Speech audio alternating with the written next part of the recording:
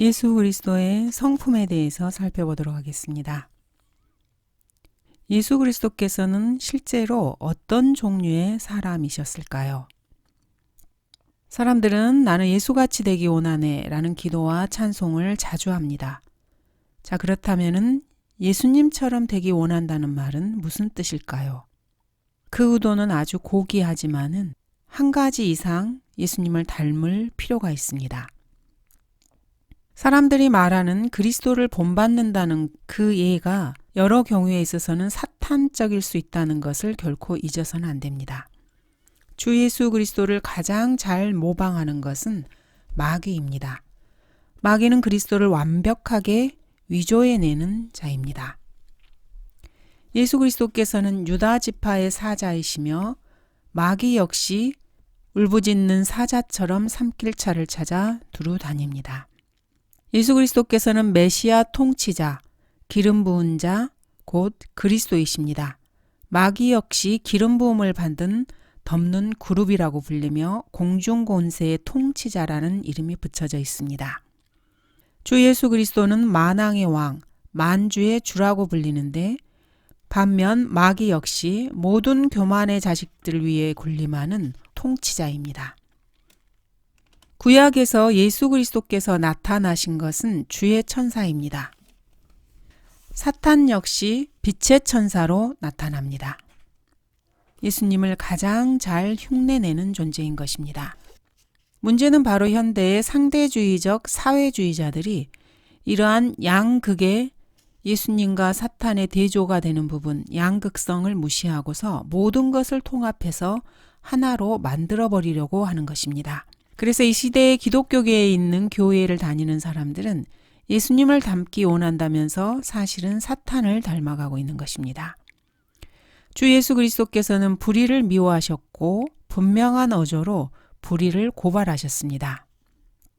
마태복음 23장에서 예수님께서는 부정적이고 통렬하고 반사회적이며 반인륜적인 말씀을 전파하셨고 성경을 거부하는 자들에게 이것은 폭탄 같은 선언이었습니다.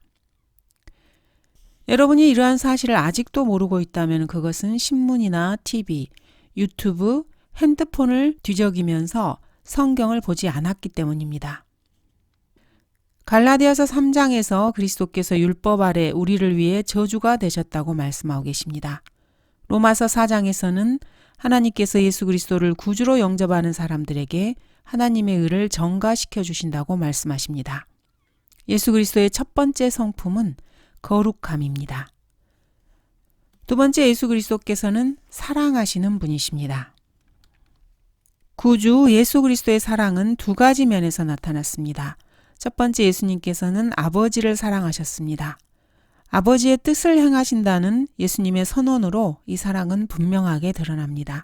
예수님께서는 아버지의 뜻을 행하러 왔다고 분명하게 말씀하셨습니다. 하나님께서 원하시기 때문에 양들을 위해 목숨을 내어놓는다는 분명한 의사를 표명하셨고 이 의사 표시는 진실됩니다. 예수님께서 겟세마네 동산에서 땀방울이 핏방울처럼 되시면서 기도하실 때 그 의중이 정확하게 드러나 있습니다. 그러나 내가 원하는 대로 하지 마옵시고 아버지께서 원하시는 대로 하옵소서. 내가 아버지를 사랑하는 것과 아버지께서 내게 명령하시는 대로 내가 행하는 것을 세상으로 알게 하려는 것이라. 예수님은 아버지께 복종함으로써 아버지에 대한 사랑을 나타내셨습니다. 이는 내가 하늘에서 내려온 것은 내 자신의 뜻을 행하려는 것이 아니요 나를 보내신 분의 뜻을 행하려 함이라. 예수님께서는 하나님께서 예수님께 하라고 주신 그 일을 완성하셨습니다. 내가 땅에서 아버지를 영화롭게 하였으며 아버지께서 내게 하라고 주신 그 일을 완성하였나이다. 그때 예수께서 그 식초를 받으시고 말씀하시기를 다 이루었다고 하시더니 고개를 떨구시고 숨을 거두시더라. 구주께서는 세상 사람들을 사랑하셨습니다. 하나님께서 세상을 이처럼 사랑하셔서 그의 독생자를 주셨으니 이는 그를 믿는 사람은 누구든지 멸망하지 않고 영생을 얻게 하려 하심이라. 바울 역시 이렇게 말합니다. 너희가 우리 주 예수 그리스도의 은혜를 알거니와 부요하신 분이 너희를 위하여 가난하게 되신 것은 그 가난함으로 인하여 너희를 부요하게 되도록 하심이라. 예수님께서 죄인들을 위해서 그것도 자원해서 죽으셨다는 것이 바로 예수님의 사랑을 가장 잘 입증할 수 있는 부분입니다. 사람이 친구들을 위하여 자기 생명을 내어놓는 것보다 더 위대한 사랑은 없습니다. 그런데 주 예수 그리스도께서는 경건하지 않은 죄인들을 위해서 자신의 생명을 내어놓으셨습니다. 우리가 아직 연약하였을 때 그리스도께서 때가 되어 경건치 아니한 자들을 위하여 죽으셨느니라. 우리가 아직 죄인이었을 때 그리스도께서 우리를 위하여 죽으심으로써 하나님께서는 우리를 향한 그의 사랑을 나타내셨느니라. 예수 그리스도께서는 죄인들을 사랑하셨고 죄인들을 향한 자신의 사랑을 직접 보여주셨습니다. 예수님께서는 구원받은 죄인들에게 특별한 사랑을 보여주십니다. 그리스도께서는 교회를 사랑하셨습니다. 남편들아, 너희는 자기 아내를 사랑하되 그리스도께서 교회를 사랑하셔서 교회를 위하여 자신을 주신 것 같이 하라. 예수님께서는 자기 사람들을 특별히 더 사랑하십니다. 세상에 있는 자기 사람들을 사랑하시되 그들을 끝까지 사랑하시니라. 하지만 예수님께서는 구원받지 못한 세상 사람들의 죄 때문에 피 흘려 죽으실 만큼 세상 죄인들을 충분히 이미 사랑하셨습니다. 주 예수 그리스도께서는 잃어버린 자를 찾고 또 구원하려고 이 땅에 오셨습니다. 예수님께서는 마태복음 5장의 가르침을 그대로 실행하셨습니다. 나는 너희에게 말하노니 너희 원수들을 사랑하고 너희를 저주하는 자들을 축복하며 너희를 미워하는 자들에게 잘해주고 너희를 천대하고 박해하는 자들을 위하여 기도하라. 이 말씀을 예수님은 그대로 실천하셨습니다. 예수님께서는 원수들을 사랑하셨고 그들을 위해 기도하심으로써 예수님께서 가르치신 계명을 그대로 지키셨습니다. 예수님께서는 아버지시여 저들을 용서해 주옵소서 그들은 자기들이 하는 것을 알지 못하나이다 라고 기도하셨습니다. 예수님께서는 또한 아이들을 사랑하셨습니다. 마가복음 10장에 이 이야기가 아름답게 묘사되어 있습니다. 그때 사람들이 어린 아이들을 주께 데려오니 이는 그들을 어루만져 주시기를 바람이라. 그러나 제자들이 아이들을 데려온 사람들을 꾸짖더라. 예수께서 그것을 보시고 몹시 어쩌나 하시며 그들에게 말씀하시기를 어린 아이들이 내게 오는 것을 허락하고 금하지 말라. 하나님의 나라가 이런 자들의 것이니라. 진실로 내가 너희에게 말하노니 누구든지 하나님의 나라를 어린 아이처럼 영접하지 않는 자는 결코 그곳에 들어가지 못하리라고 하시고 그들을 양팔로 안으시며 그들에게 안수하여 축복해 주시더라. 예수님께서는 이 세상에 내려오셔서 여러분의 고통을 나누어 가지시고 여러분의 가난을 지고 가셨습니다. 예수님께서 고통과 가난, 슬픔, 인생의 짐을 지신 것은 여러분의 고통과 가난, 슬픔, 인생의 짐과 시험을 이해하기 위해서였습니다. 이는 예수님께서 가지고 계신 위대한 성품, 즉 그분의 사랑을 보여주는 것입니다. 예수 그리스도의 성품은 첫째가 거룩함이요 둘째는 사랑입니다. 예수님의 사랑이 가장 잘 입증되는 것은 예수님께서 자원하여 우리 죄인들을 위해 죽으셨다는 것입니다. 예수님께서는 그리스도인들을 향한 예수님의 사랑을 매일의 보호와 돌보심, 부양을 통해서 충분히 보여주고 계십니다. 신약 성경에는 이러한 예수님의 사랑을 보여주는 위대한 약속들이 있습니다. 그러나 나의 하나님께서 그리스도 예수를 통하여 영광 가운데서 그의 풍요함을 따라 너희의 모든 필요를 채워주실 것이라. 내게 능력 주시는 그리스도를 통하여 내가 모든 것을 할 수 있느니라. 우리가 알거니와 하나님을 사랑하는 자들, 곧 그분의 목적에 따라 부르심을 받은 자들에게는 모든 일이 합력하여 선을 이루느니라.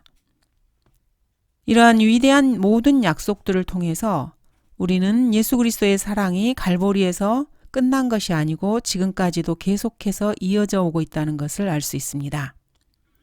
시편 107편에서 시편 기자는 이렇게 고백하면서 하나님의 사랑을 노래하고 있습니다.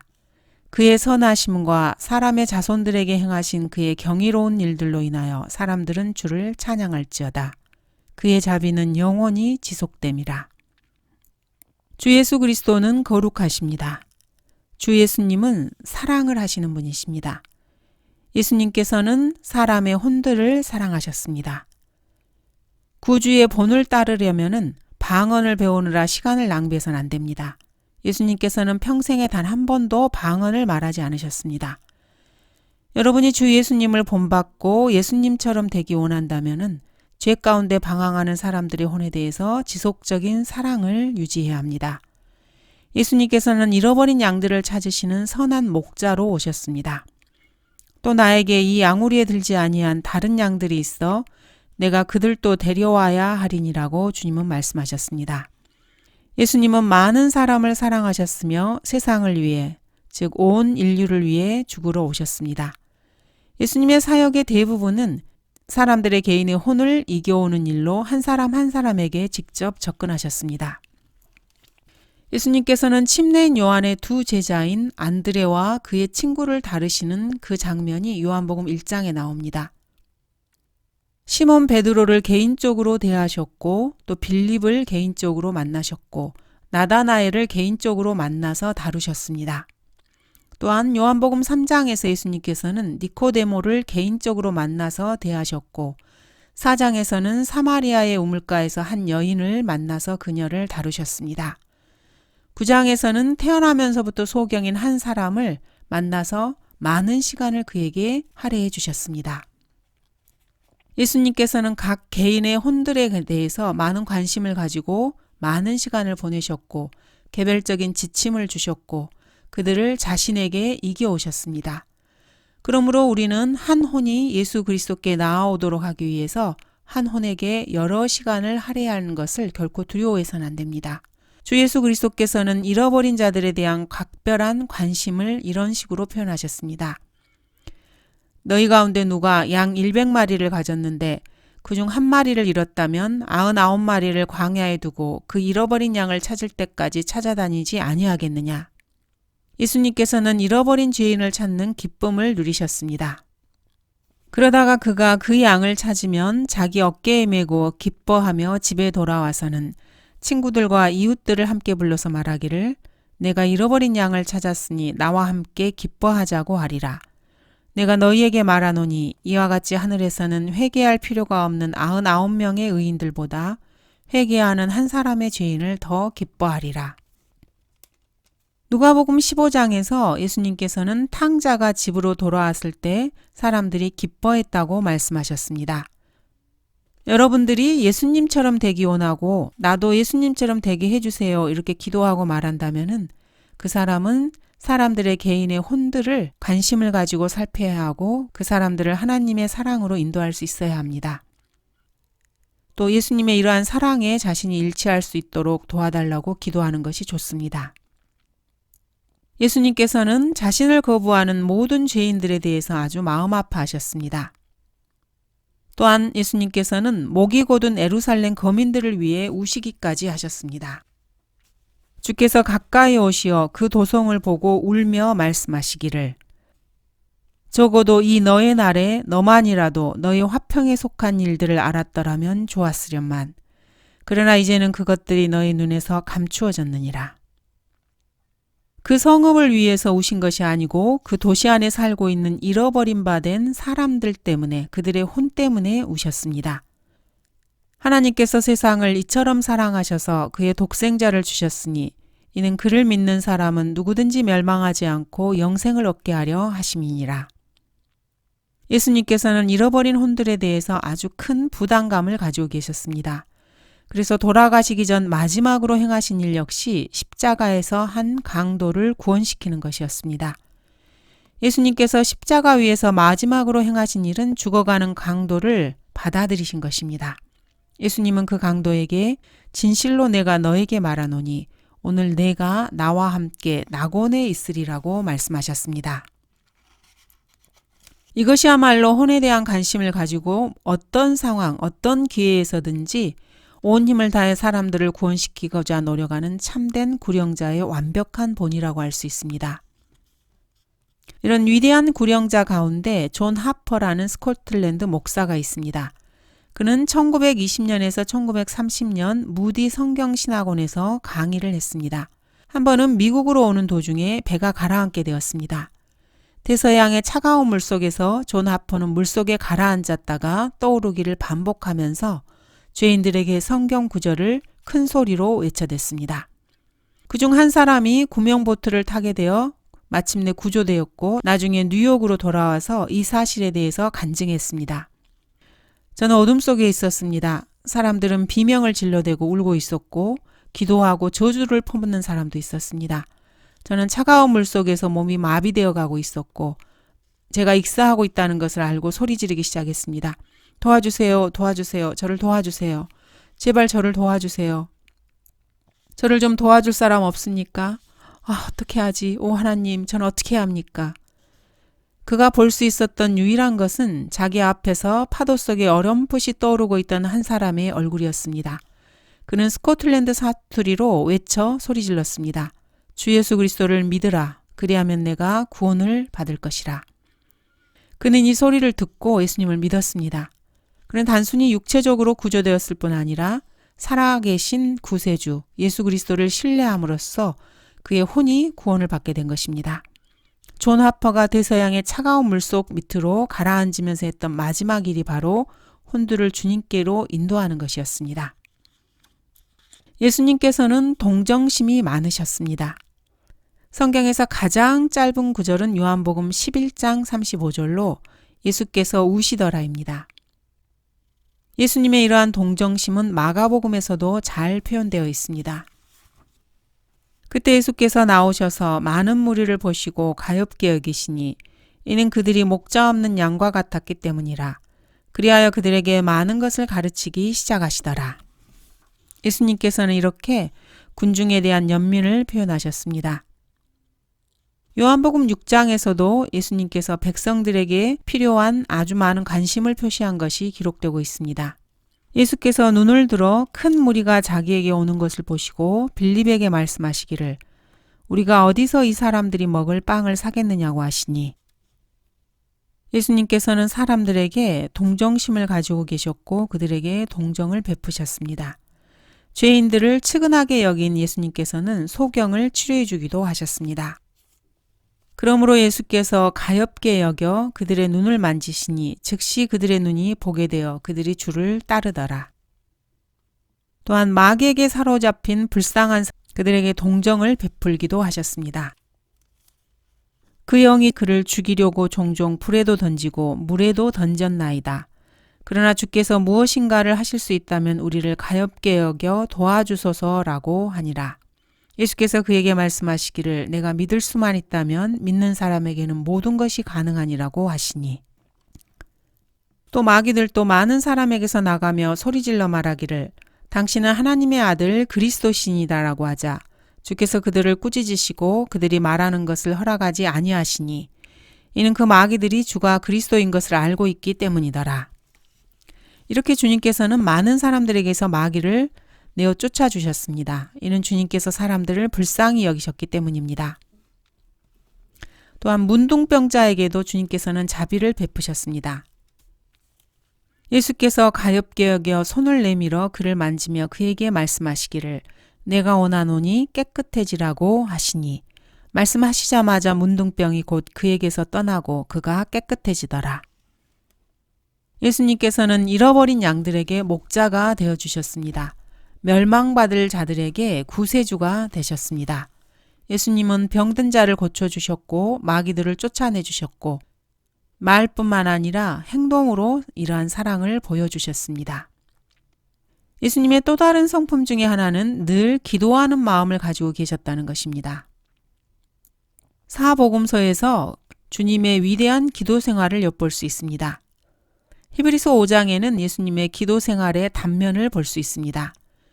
그는 육체로 계시는 날들 동안 자기를 사망에서 구원하실 수 있는 분께 심한 통곡과 눈물로 기도와 간구를 드렸고 예수님께서 밤새워 기도하시는 일은 흔히 볼 수 있는 일이었습니다.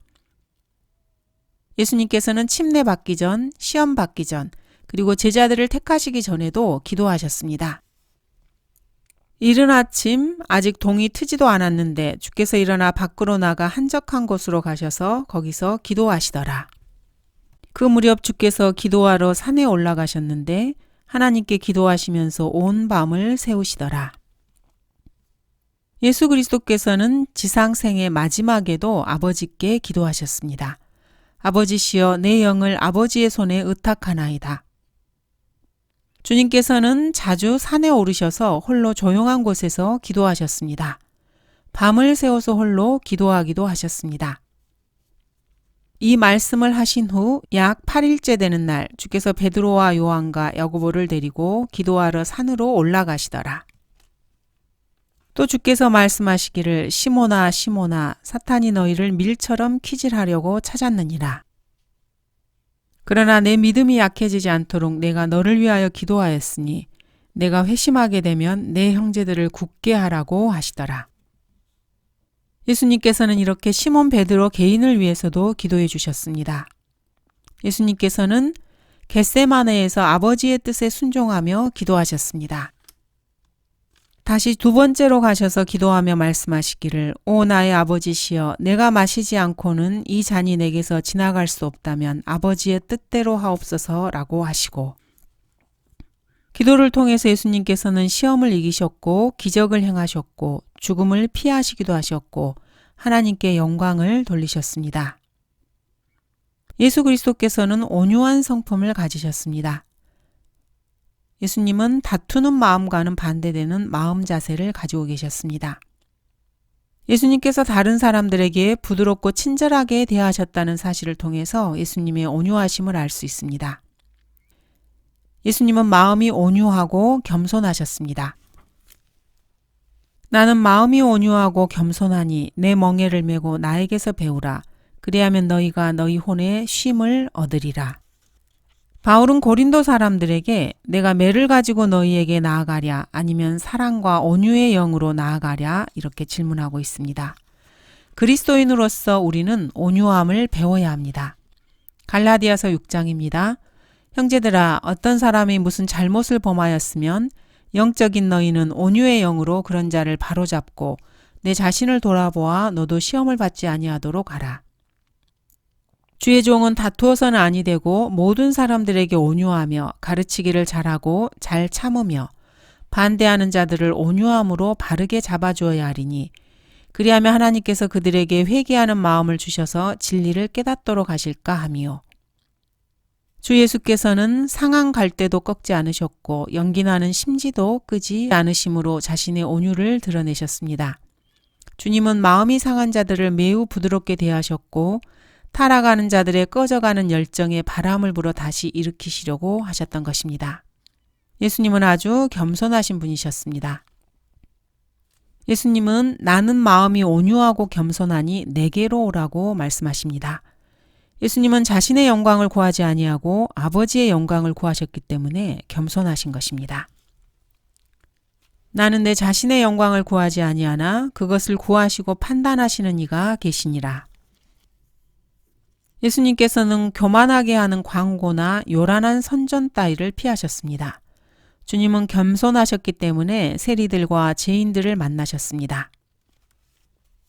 그때 모든 세리와 죄인이 주의 말씀을 들으려고 주께 다가오니 바리새인들과 서기관들이 불평하여 말하기를 이 사람은 죄인들을 영접하여 함께 음식을 먹는다고 하더라.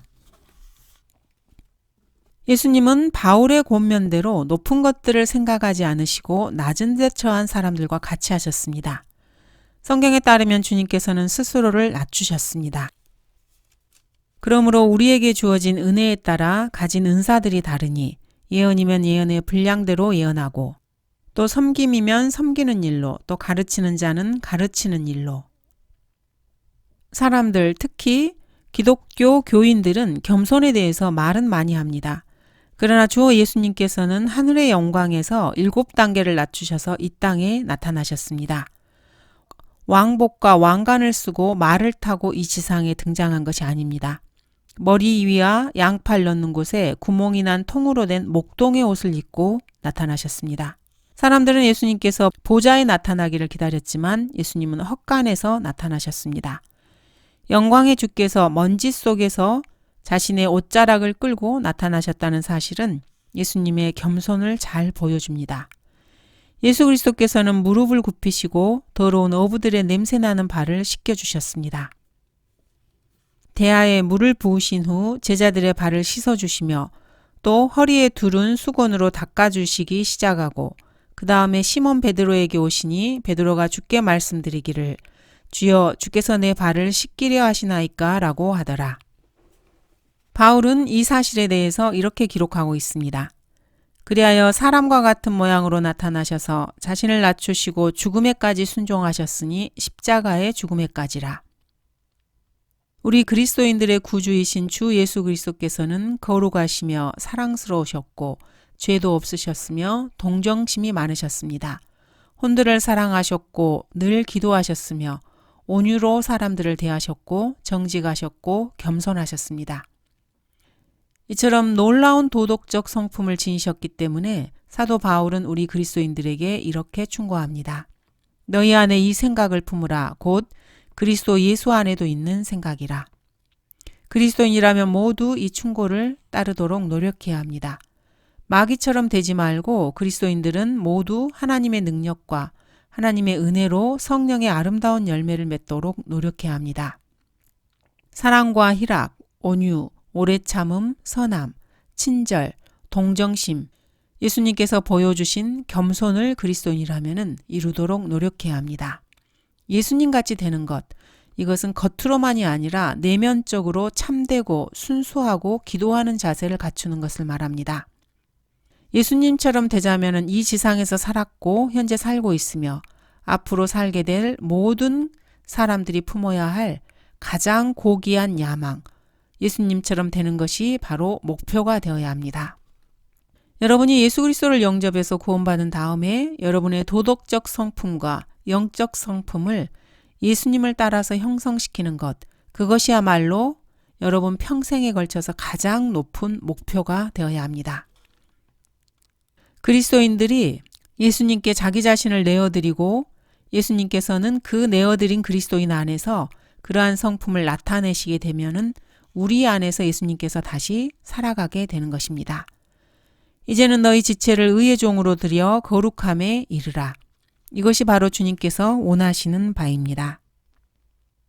주 예수 그리스도의 성품을 공부하다 보면은 그리스도인들의 목표가 단순하게 외형적인 겸손을 갖추고 예수님을 모방하는 것이 아니라는 것을 알게 됩니다.